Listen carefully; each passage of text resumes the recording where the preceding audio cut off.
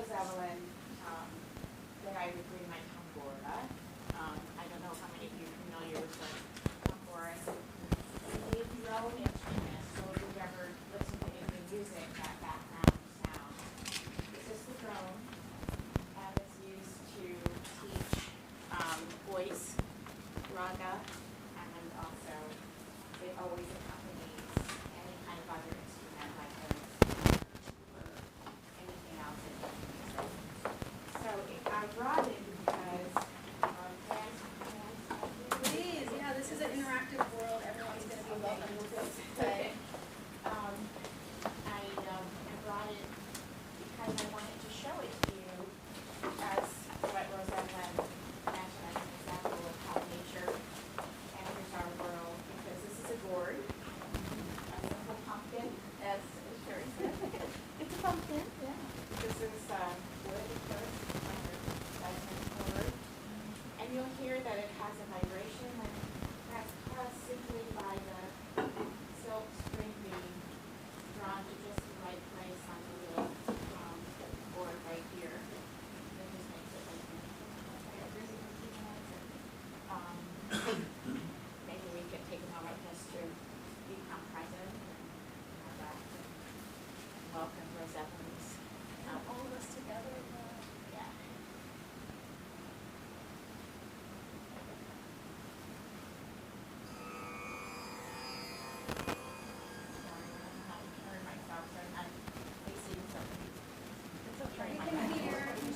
If you feel comfortable, you're welcome to close your eyes, keep your eyes open.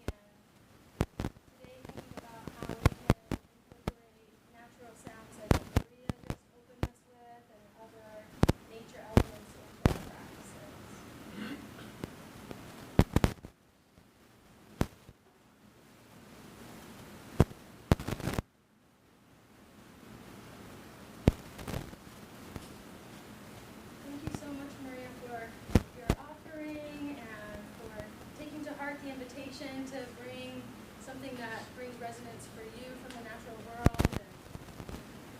and thanks everyone for taking that moment to get grounded together. So that's a really nice introduction into ecotherapy, because in a lot lot of ways that is ecotherapy. It's finding ways to support clients to get in tune and get grounded within their bodies, within natural environments. Or if we can't actually be outside, then invitations like to play music a little bit with your clients at the beginning, or you might consider having just some, this is like a sound machine, ocean sounds to kind of help ground your client or rainforests. So yeah, it was a little intro and hopefully a body also sensational intro into ecotherapy. And my presentation today is going to be a combination of didactic to kind of intro us into what is ecotherapy, and also if there's time, I'd love to offer some thinkings that I've done for my dissertation around ethical implications of this work. And also, if there's time, open some space for us to think about specifically when working with our clients. But I feel like the most important thing, or the thing I was most enthusiastic about bringing today, was really an interactive space for us to come together. So all of those elements will be present today. So yeah, as I think Maria mentioned, we are recording. Thank you for that opportunity. It's really helpful for me as a memory strategy, and it's also really helpful for our field because this is a newer field, and there's possibilities that some of our thinkings around disability could actually contribute to our dissertation to kind of move the thinking within the field more towards thinking about disability accommodation. So thank you for both sides of that. So yeah, kind of introed you already, but yeah, we're going to start with a brief history of the theory of ecopsychology, and then think about applications of indoor ecotherapy, and there'll be a hands-on element. And then some literature review of the unique ethical considerations when you actually choose to take therapy outside, if you do. And then also hopefully some time for some community counseling.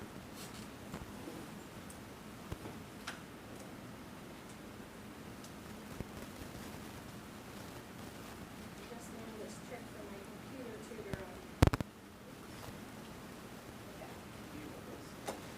Okay.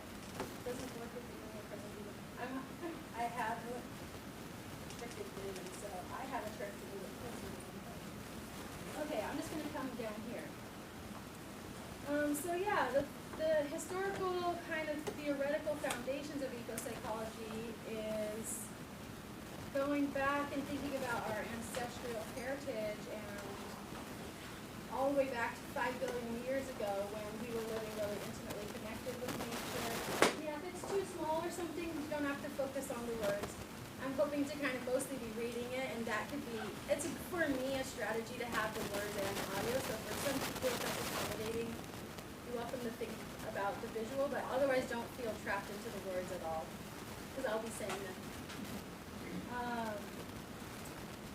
So yeah, our ability to live removed from the natural world, the way our ancestors once lived really interconnected, is new. And so a biologist at Harvard, Wilson, coined the term biophilia to encourage us to think about that kind of loss and the disconnection, and to remind us of our love for being connected with living things. Used more broadly to describe an infinity, evolutionary, physiological process of having healthiest health when you're in relationship with the natural world. So ecopsychology draws upon this theory and states that human health is interconnected with our connection to the natural environment. And an important note is that a lot of indigenous cultures have viewed the earth as part of our wholeness as humans. So I'm not going to take the time to go totally into the history, but I will just mention that there was a time when the field was really kind of hyper-focused into thinking about the frame and working inside of the office, and so ecopsychology is kind of a call to rethink that structure, not to disvalue it, but more to think about how we can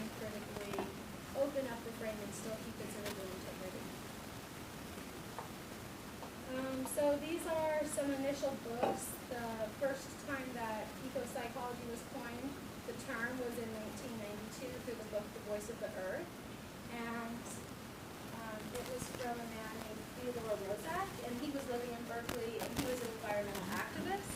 And interestingly, at the same time in Berkeley, there was a group of psychologists, including Dr. Kanner, who's my independent study professor, and Dr. Barros at the Wright Institute, where I also got to study under. So at the same time as Theodore Roszak was writing this book and calling for the need for a new field, clinicians were also meeting and starting to ironically call themselves ecopsychologists also in Berkeley. So there was this interesting moment where the two groups came together and recognized that they had a similar vision, and from that came the book Ecopsychology. So that was actually funded by the Sierra Club. It was the first time Sierra Club had ever published a book more on psychological thinkings of the environmental impact. So ecopsychology explores human psychological independence with the rest of nature and the implications for identity, health, and well-being. According to the APA website, ecopsychology topics include emotional responses to nature. So we kind of had a little bit of an intro into that from Maria. The impacts of environmental issues such as natural disasters and global climate change. That's a whole real focus of the field of ecotherapy and ecopsychology. And transpersonal dimensions of environmental identity. And then finally thinking about how to bring outdoor activities into counseling therapy. So to give you a kind of situation of where ecopsychology fit, it was through the thinkings of environmental activism, experiential environmental education, conservational psychology, nature spirituality, and depth ecology. That's kind of what came together to create the field. It really wasn't only psychologists or mental health professionals. Yeah. Sorry, going quickly.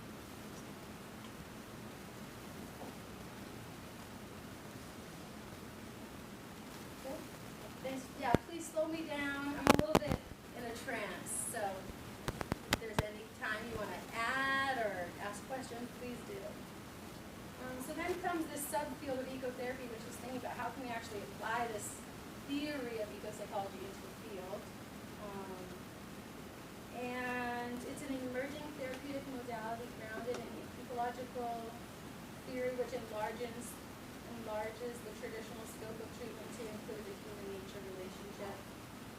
Ecotherapy is both the healing and the growth that is nurtured through healthy interactions with the earth, and that invites nature to become a partner in the therapeutic process. So in a lot of ways where we think about kind of expanding who's included within our clients when we work in family systems, in this way we're also expanding who our facilitating partnerships are within the therapeutic process, and inviting nature to be kind of a co-facilitator. I think that felt right to you. A little interjection is some art that I did on my own ecotherapy vision quest. We'll go into that. So to get an idea of indoor interventions for ecotherapy, I was fortunate to go in 2016 to Oregon to a weekend-long workshop called Prescribing Nature, Incorporating Ecotherapy Methods into Your Clinical Practice. And the workshop focused on broadening and deepening the practice of psychotherapeutic context to include the natural world in which we live. So in addition to being a clinician, this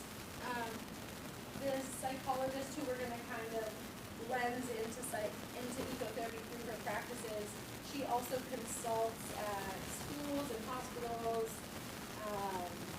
businesses and nonprofits and community groups to also think about how to interlink these psychological thinkings into community design and building design, and so it can have potentially a really widespread impact.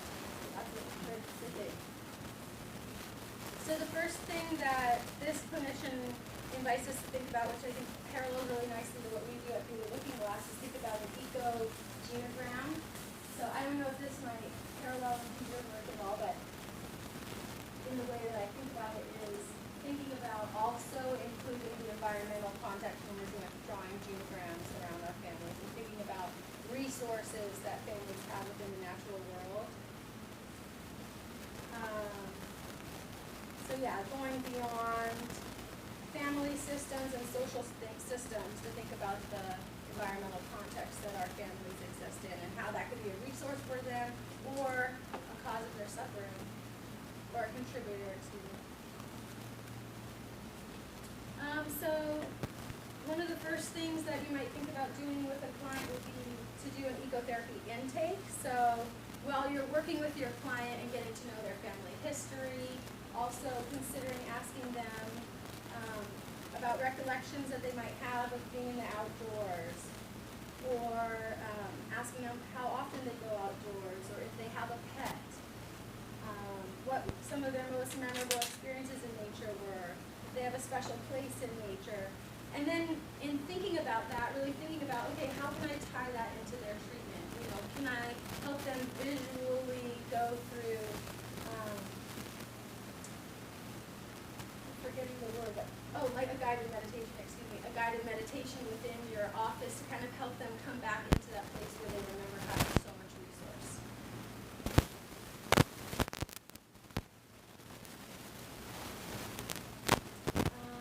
So in this way, this kind of intros us into our first interactive experience. So if you would like, I'd love to invite you to choose a partner.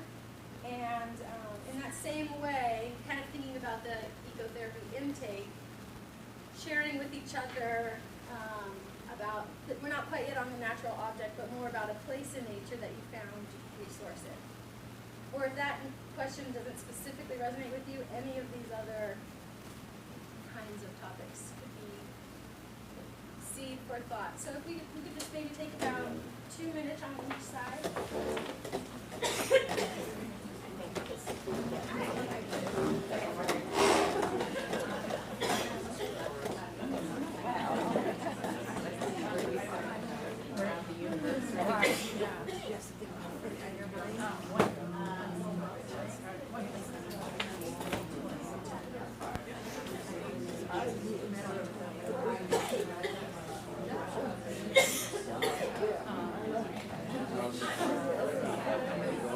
What you're trying to tap into is helping your client deepen into that experience, that somatic experience of what resonated with them in that space.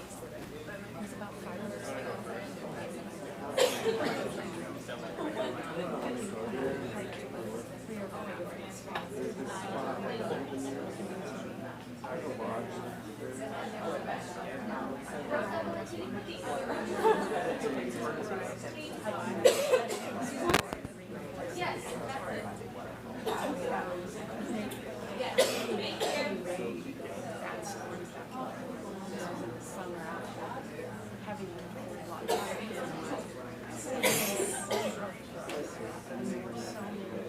I mean, there were so many trees,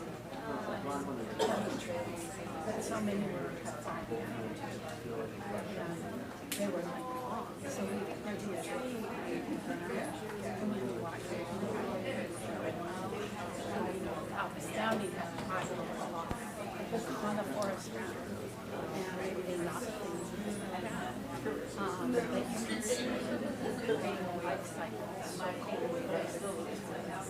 You could see a tree that was down, and then here's flowers, and sprouts.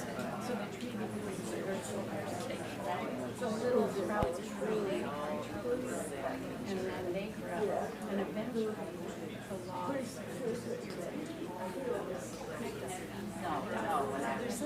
And so you'll see trees kind of lined up where they're standing on the they're the bottom, and then they become big trees, and then the trees are first and second, the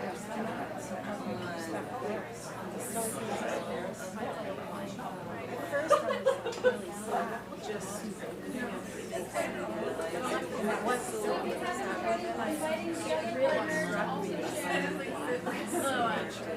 how waves goes, like from one level to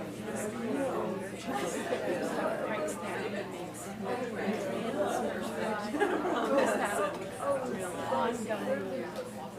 natural it's not about it struck me in a way kind of quite not, intuitive.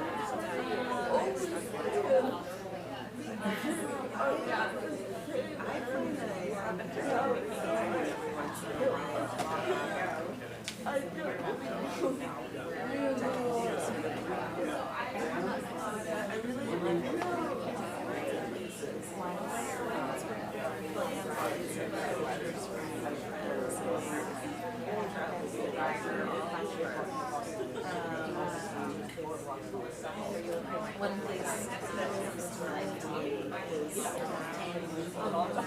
big circle. We used to do this like a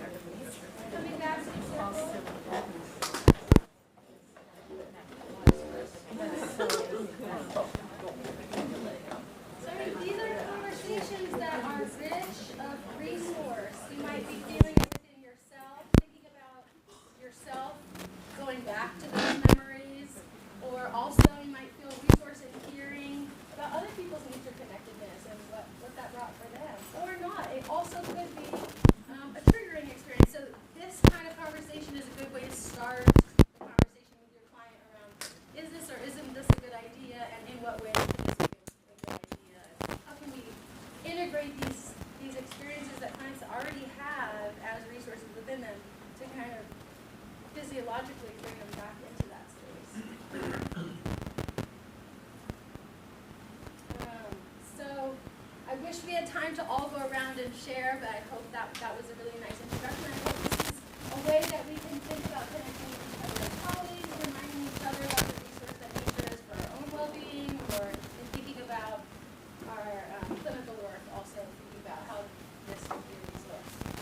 So my own connection to nature, I'll just share a little bit of background. Being from Hawaii, I was raised in really close contact with nature. So in a lot of ways, I can see it as a resilience and protective and preventative factor that was kind of brought into my life organically because of where I lived. I had so much access to nature. That was just a natural part of my environment. And because I grew up within the Hawaiian culture, the way that the indigenous Hawaiians thought and still do think about healing and health and mental health is deeply interconnected within how we're interacting with the natural environment. And also, during both my having a brain tumor and then after having brain surgery, my contact with nature went from being more of a preventative resource that I got within my childhood to being more of a modality for healing and ongoing recovery. So I'm a big believer in nature on both spectrums. And yeah, this is just kind of the images that come to mind for me if I were doing a dyadic share about my places in nature. Lots of these are in Hawaii. So yeah, again, that we have a core Hawaiian value of Malama Aina, taking care of and respecting the land. So it was like the cultural context that I grew up in. So kind of expanding beyond the intake and thinking about other ways to bring nature into therapy or indoor ecotherapy.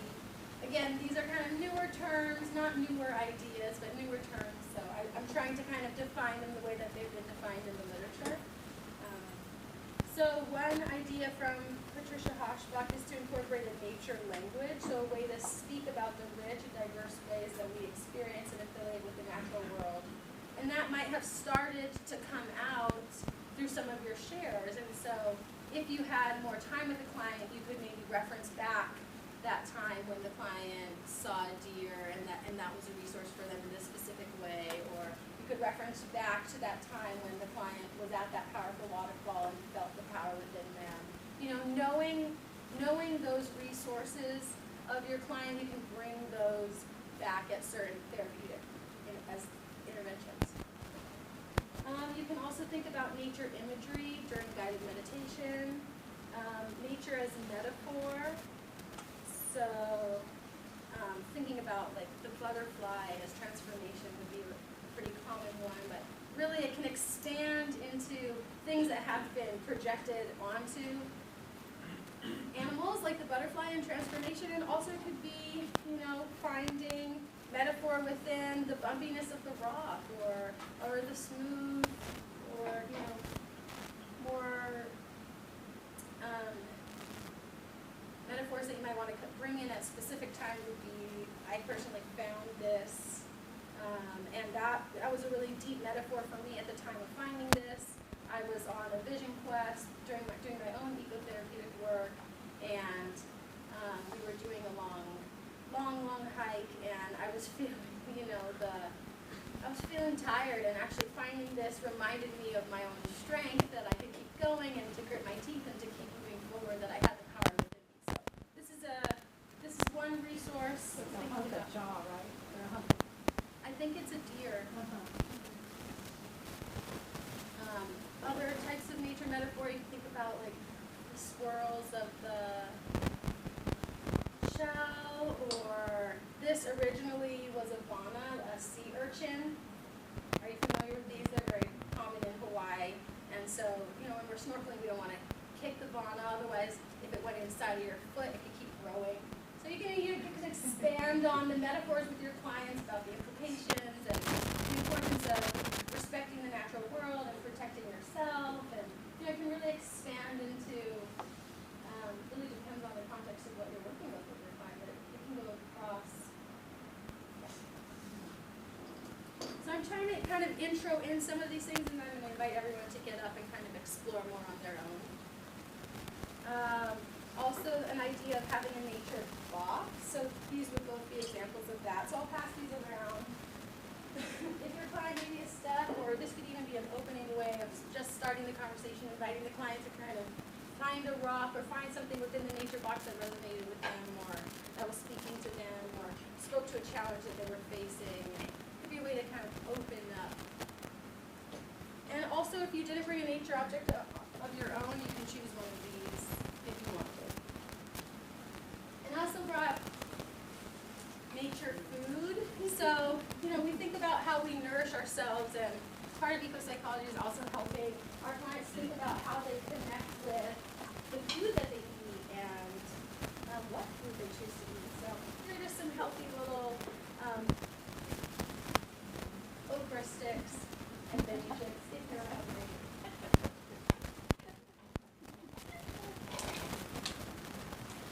You could also think about this as a sensory modality for our clients. So think about having like soft stuffed animals that the kids can really come into contact with, and you can really kind of get hands-on, and also can be a metaphor that they can kind of explore. I can't tell you all the ways that nature can be done for, but it's more about opening the space for your client to explore that with you.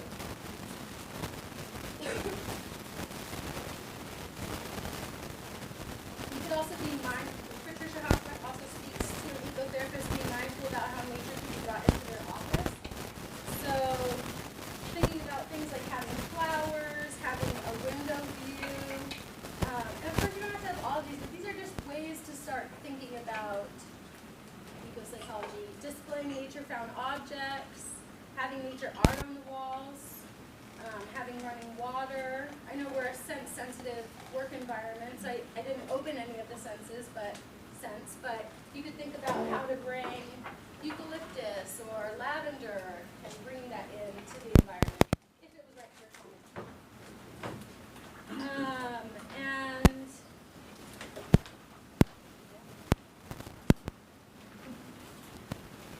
Some activities that you could do with your clients could be to do a collage of wildflowers that they found locally. That was one intervention that I did. So I'll pass this around. This is just two of every local wildflower that I was finding in the area that I was camping at that weekend. You could also do a collage and magazine cutout. So for me, my happy place is really far away. It's Hawaii, so my therapist was working with me. So I actually brought some things in, both as tools as a therapist, and then also on more of the personal share side, also brought some things in that I use as my own modalities for myself. So this, for me, is a way that I can bring my happy place, my nature place into my dorm room, so I can always have contact with that. So it's thinking about how to bring the resource to your clients even if they can't go outside. And this is more words affiliated with me when I'm able to connect to the natural world. It helps me to discover, helps me to appreciate that some things happen exactly the way that they're meant to be, helps me to be more inspired, feel more interconnected with the world. So yeah, I put out some items that I also try to utilize in different ways in my practice here at TLG. So I would include, when I'm choosing books to read with kids, when I go into the early Head Start, I like to use the resources that they have there, but I also sometimes will bring in books of my own. And in that way, I work to be intentional about, bringing the natural world into the objects that I bring into the classroom as ways to expand conversations into the outdoors. So I might wear earrings that have a bird, and then the 2-year-old will come to me and really want to, all the kids in the early Head Start want to play with my jewelry. So this way it's expanding. Oh, this is a shell. I was talking to somebody in the classrooms yesterday when I was in there. This is a shell, this is a shell in my earring, or this is a birdie, and kind of really using your body and the objects that you're choosing to present yourself with is also therapeutic material. This could also include having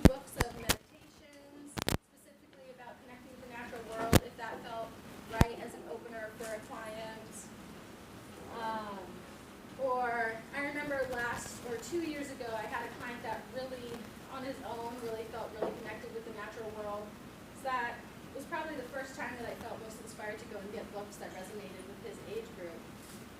And so you have a book like this, California Coastal Critters A to Z. So helping the client recognize these are all the animals in California, the state that you live in, and you know, it's a big, big resourceful world out there.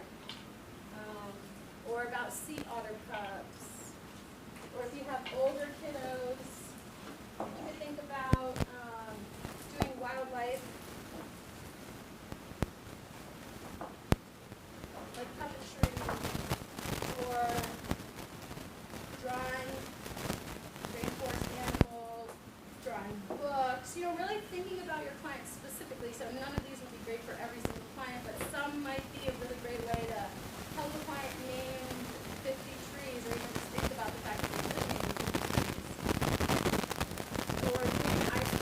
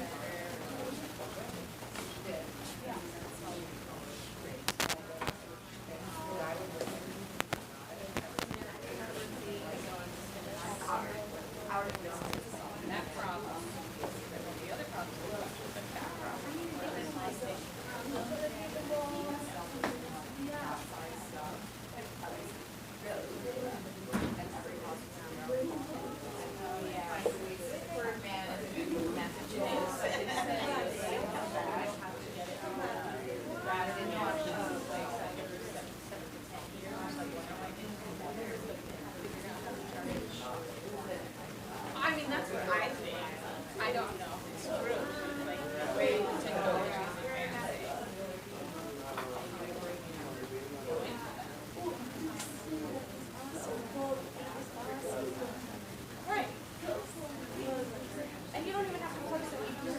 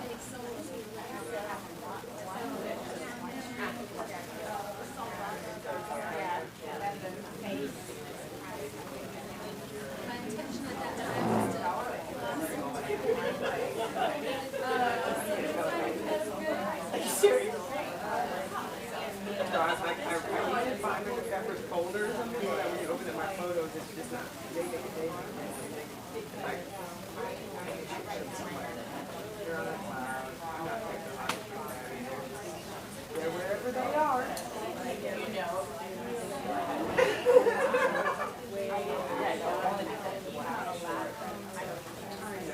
I mean, they're not gross. So.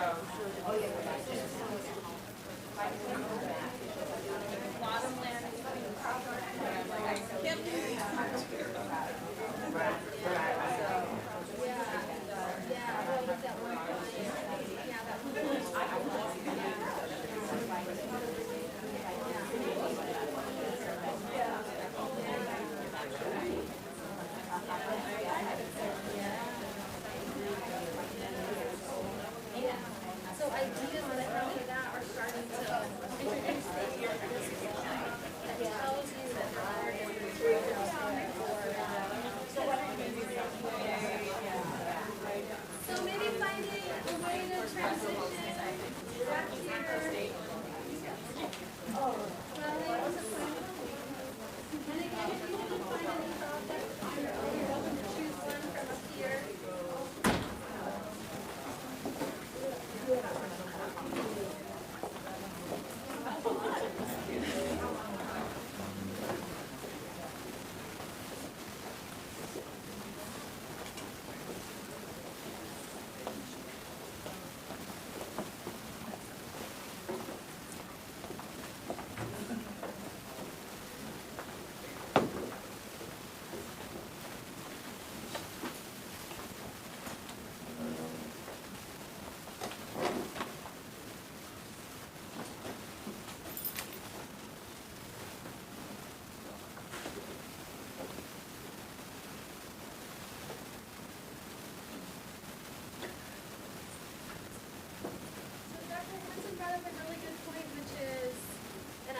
To kind of hold this in our next dyad that we're moving forward is thinking about the clients that maybe don't so organically have this natural connection with the natural environment and how to start that connection from the indoors or in smaller ways starting that connection. For example, I had one client and I would take a very short walk with them.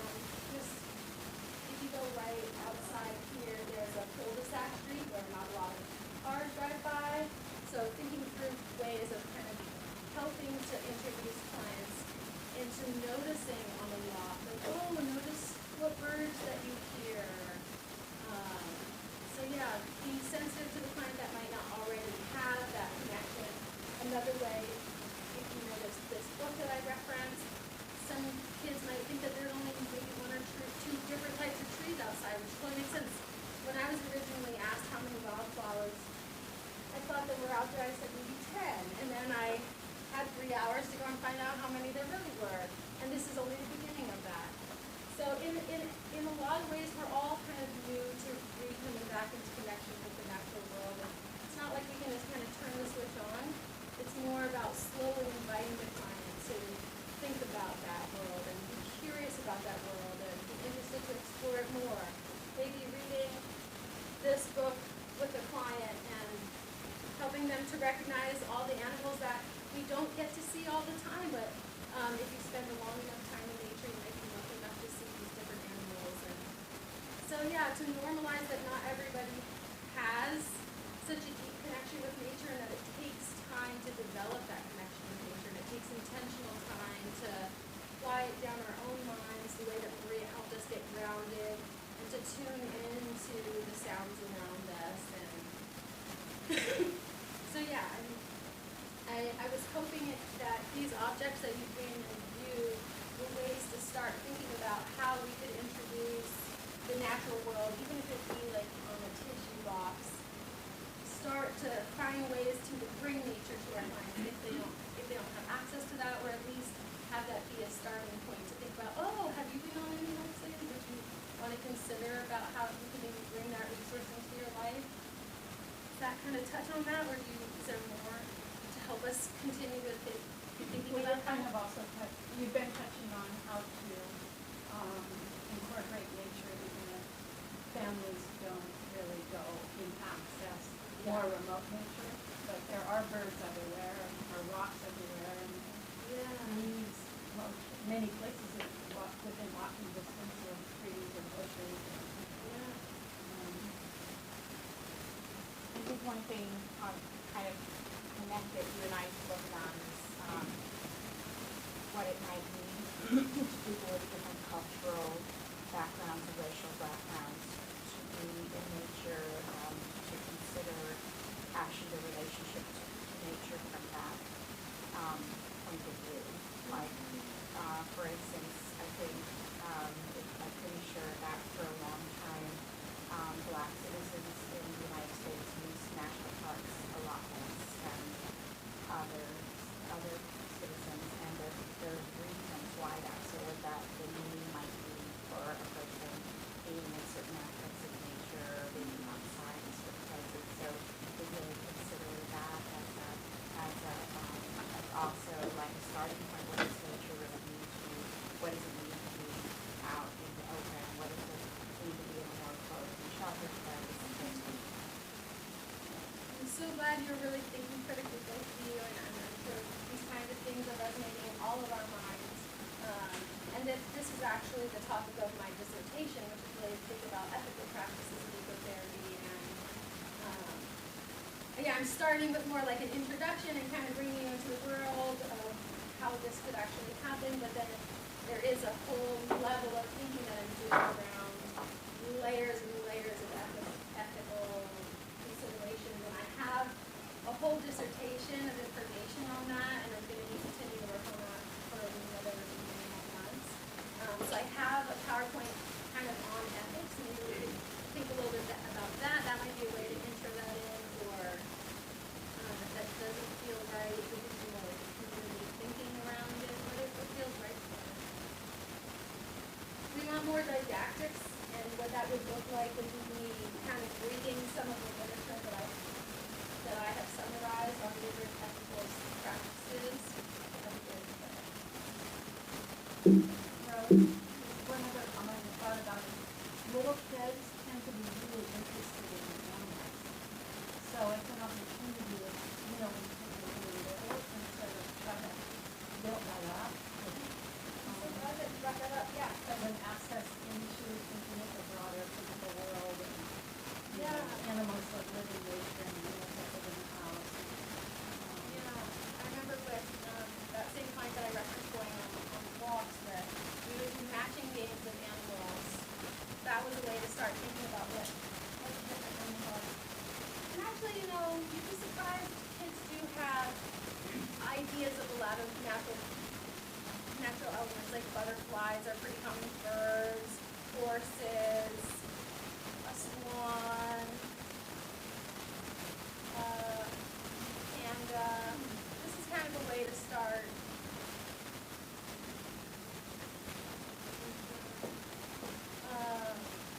or using stickers that have nature elements, or actually encouraging kids to go and do bubbles. That could be kind of like a way to kind of sneak nature in. It's like, okay, now we're outside, now we're playing with the natural world, now we can kind of expand and explore into what is that butterfly flying by, or what is that loud dog noise, and like how is that a little too much, so being sensitive of both ways that nature can enhance our sense of groundedness and sometimes can be disruptive when we're thinking about natural disasters, like the potential for the earthquake. That could be anxiety provoking. I know it is for me to think about how safe is living here in California and such. Having I know with my group that I ran in Oakland, we couldn't go outside because we were in a classroom, so every day I would hang this up. And it's like, this just has different nature objects. And I was thinking also about how to bring nature to the client. You don't have to have all these objects with you. I love there's a lot, but each week maybe finding a different book that you bring in that talks about a different animal. Does that feel right?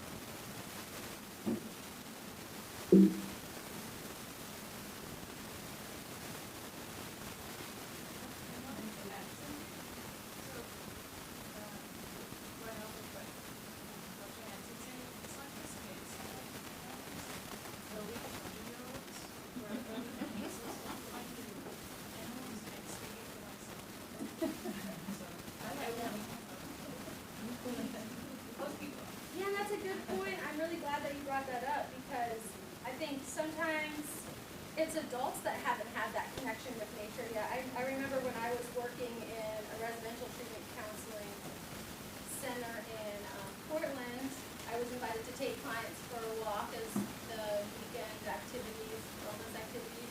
And some clients were like, no, I've never been on a walk. I don't want to go on a walk.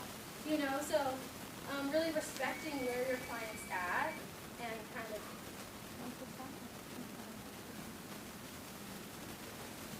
it is yes, I think that's good. Yeah, so this kind of I feel like going into the ethics piece would be helpful.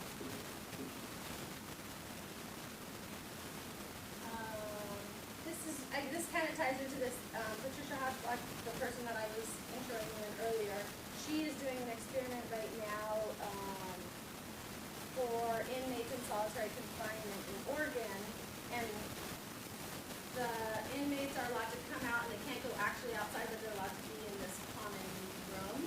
And so in that room, she has a projector and there's naturescapes, ongoing playing, and she's looking at what kind of influence that can have on clients that can't go outside. So maybe that ties in a little bit to that same thing. So yeah, actually the ethics that I'm thinking about is mostly about when we're bringing clients actually outdoors. And when we do bring clients outdoors, it is suggested to first work indoors with our clients for 4 months, to really build that therapeutic alliance first, to know the inner landscapes of the client and make sure that it's a good fit, and to be really transparent about this new frame and any possible limitations that that frame could impose. So when you're screening with the clients, you really want to get to know what their relationship with nature is, and maybe they have a relationship with the natural world right now where they don't want to have to go outside. They feel safer being inside the office. So that can be a huge resource for someone who might find nature to be a resource. Maybe they already have enough connectedness to that in their own life, and for their therapeutic process, they want to stay indoors and bring those metaphors inside. So really meeting the client where they're at. And even if they seem really outdoorsy, screening them helps to understand, is it therapeutically best for them to go outside with you right now, or is it not? So this is kind of explaining more of the format of how to go outside with clients, which really you need to think really critically about and be transparent in your supervision about. I remember with the client that I did the walk with, there was a challenge that we ran into in that he likes to run. And so before going on the walk, we had to do a kind of training on like how to walk safely outside, where the crosswalk is. You know, it wasn't very far. We were just literally going down the parking lot, crossing the street, and then ending up in that cul-de-sac. But even that presented safety and liability factors that I really wanted to think about with the family and really think about with my client and how to keep him safe if I was going to go outside with him. And this was going to be something that we were really going to negotiate as something that we were going to work towards. So yeah, again, I'm not going to really go too much. I guess I'm not going into that. I don't know how to use my time best because we don't have too much time. Yeah. So I think I'm not going to go too much into ethics, but I'll talk more about the outcomes. So yeah, again, this is not animal therapy. This is not wilderness survival, adventure therapy. Those are other modalities that need their own training and clinical thinking around. So thinking about benefits of ecotherapy, which I think is really helpful to kind of put words to maybe how you might have been feeling when you were listening to Maria playing for us. It's more of a heightened sense of awareness and attunement. Being in nature can help slow the pace and help increase the attention of the client in your dyadic relationship. Can help the client to expand their perspective and seeing the tops of the trees or seeing the huge sky. Can help the client see a bigger view of their world that they're living from. There's more opportunities for spontaneity, so that butterfly can just fly by, and that could be material that you can work with right there. And again, the place becomes both a co-facilitator for the therapist and a witness. Working with clients that have experiences of trauma, you could use nature as a restorative space for them to share some of their experiences in a context where they're feeling resourced. So first, you really help the client tune into the natural world and notice on a really sensory level. The training that I'm getting right now is really very sensory, actually, yeah, somatic. Yeah, helping the clients really utilize their senses and deepen their connection. Also, I think for many of our clients, sometimes walking together is actually a wonderful way to have a conversation or to talk. Walking itself can be supportive.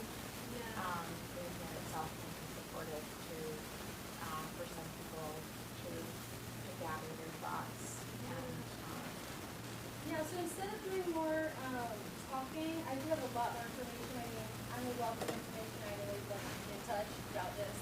So just know that this is available, and if you wanted to see the PowerPoint, you could.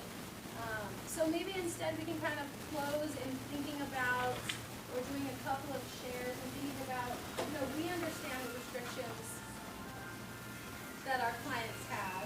So coming from that perspective, what ways do you think, like thinking about more challenging clients, maybe that have mobility restrictions, or maybe the client that would maybe possibly feel triggered by actually going outside, how could you bring in some of these resources in a way that would feel accommodating and resourceful for your clients? And I think maybe sharing out loud, we might find parallels in our narratives. Does that feel good? Yeah.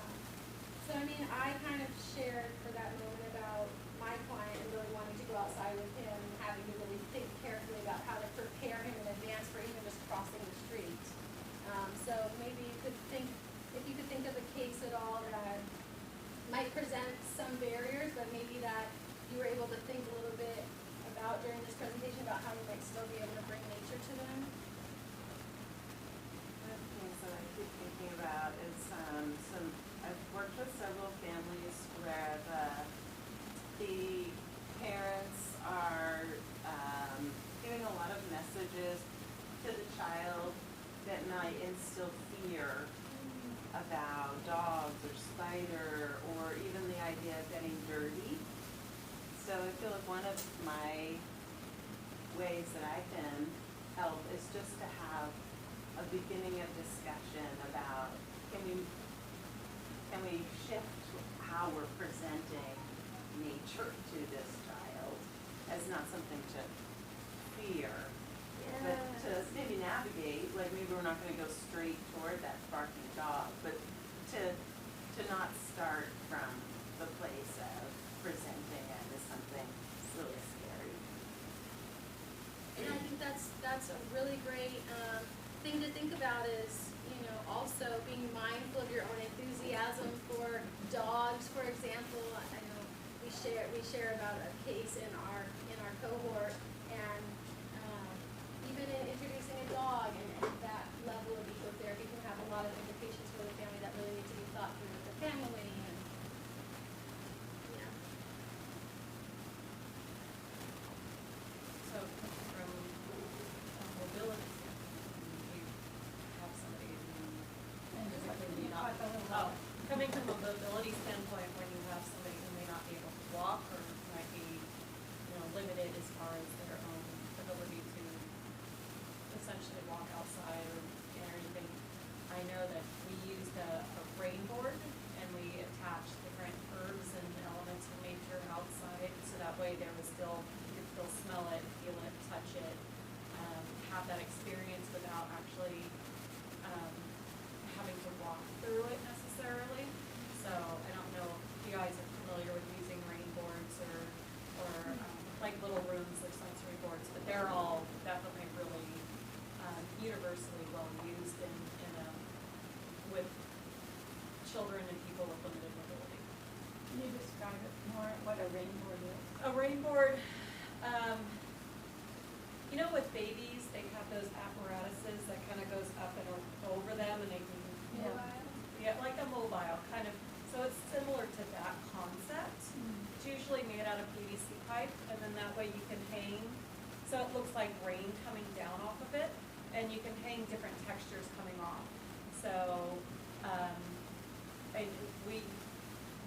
typically had multiple, so we had one that had a lot of nature elements, lavender, basil, mint, things like that, where you could touch, feel, had different sensations, but also had an aromatherapy aspect. And then we had different ones for different things, so, but that's always a really useful kind of tool when somebody has a mobility issue. And then, Lily Works makes little rooms.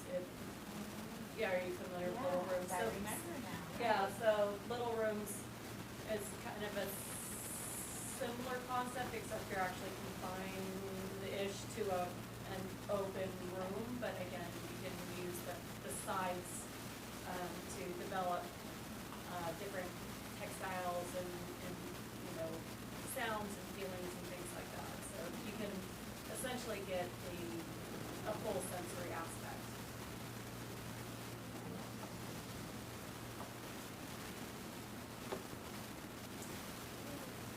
Anybody else have a client that comes to mind that they've been able to think about a little bit today, either in a way that it might be really resourceful or it might visit some challenges? I worked for a long time with a young man who has Asperger's syndrome. So he's on the autism spectrum, and we spent one of his sessions, we spent about 2 years walking around the neighborhood and completely focusing on the elements in nature that were of interest to him. So they were at first pretty separative, like consistent, like just this, and then really gradually that began to expand, and then we could connect his feelings to, because sometimes articulation of feeling was hard, and so we began to connect his feelings to some of these things that he witnessed in nature, and that was actually the beginning of ability to talk about how he felt.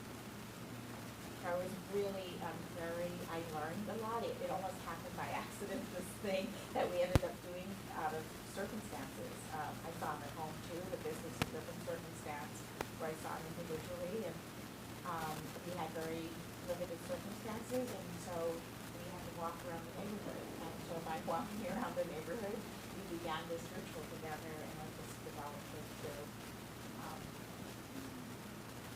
a therapeutic expression in that way. I mean, the nature itself, the flowers, the insects, all of that began to elicit. I was seeing a teenager that I'm not working with here, but I was before I came here, who had spent a significant chunk of time in alcohol, and he was released, and I started to work with him. He was under house arrest during the time, had an ankle bracelet that he had to wear, and lived a couple of blocks away from the Bay Shore in San Leandro, but had never actually been out there. And even after he got the GPS bracelet removed, was really hesitant to leave the house. This was really associated with being gone, like leaving the house with being vulnerable to a lot of influences that I put into alcohol. We've been involved in a lot of substance use and a lot of violent crime, and so was really hesitant to kind of leave the house and get involved with things, and had a real, like, hardened shell to him.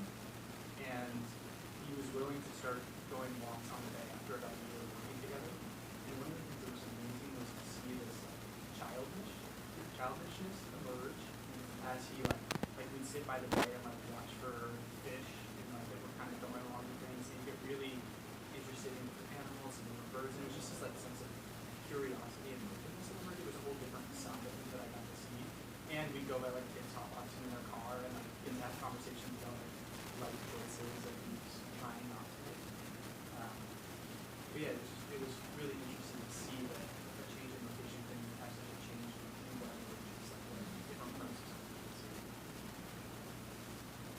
Well, thank you for sharing. Thank you everyone for sharing. I actually did decide just to, at least I'll tell you the bullet points of the outline in my dissertation so you can know what the ethics are that I'm thinking about.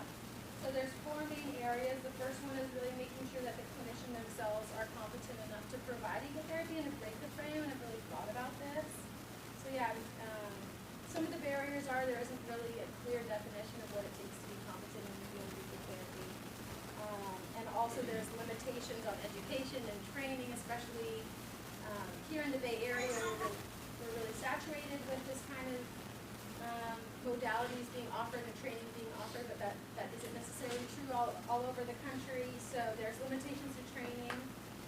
Also, in terms of competence, we really want to be respectful and responsible about the use and integration of cultures and practices that are indigenous to cultures that are not our own or not the clients. And if you do, like for example, I have medicine cards, which I find to be a real resource for me, but I really find that it's really important whenever I introduce this idea to peers. I haven't used it with clients yet, but just to remember and to remind them of the cultural context where these traditions came from. Another is before beginning treatment with the client, really making sure that there's very transparent, informed consent for the client, so they really understand what you're offering for them to do. They really get a chance to do an informed consent. You've done a thorough screening to make sure that this is a good idea. There's a theme in the literature of not pushing a nature agenda, so making sure the clinician themselves, even if they think it's a great idea, they're not kind of imposing this on the client. And that they both have options that are not ecotherapy available, or they have strong referrals. Efficacy, so making sure that the client understands that this is a newer modality and that we do have a lot of literature on the efficacy, but I mean, we have some literature, but not a lot, so it's important for the client to know that. Negotiating payment in advance, and also this idea of reciprocity, which I find to be really important, which is thinking about if we are going to engage and use nature in our therapeutic work, how can we also be giving back to nature? The third area is if you are going to expand the frame, you need to think about your relationship with your client and how that might impact your therapeutic relationship. They might be used to looking at you eye to eye, now you're walking side to side. Confidentiality, so is the client going to be able to tolerate if a stranger shows up in the middle of their narrative, or how are you going to negotiate if somebody that the client knows comes up, how do you want to be introduced? These are things that we are already thinking about, but it's important to really lay it out with your clients. Accessibility, which I was really hoping to get to expand more in my thinking about with you, so I hope in other times we can come to me with those thinkings. Being intentional with our assessment and our treatment planning. And finally, with safety, so really making sure to be intentional to protect the safety of your client, to know if they have allergies, to know if they have triggers, to know what the conditions are of the nature that coming up weekend, make sure that the client's really prepared, to document all your initial conversations that you've had with the client before you go outside, so that in case anything does happen, that's protecting you. And if you really are going to go outside a lot, you really want to consider getting an additional liability insurance. So, yeah. Thank you so much. Thank you.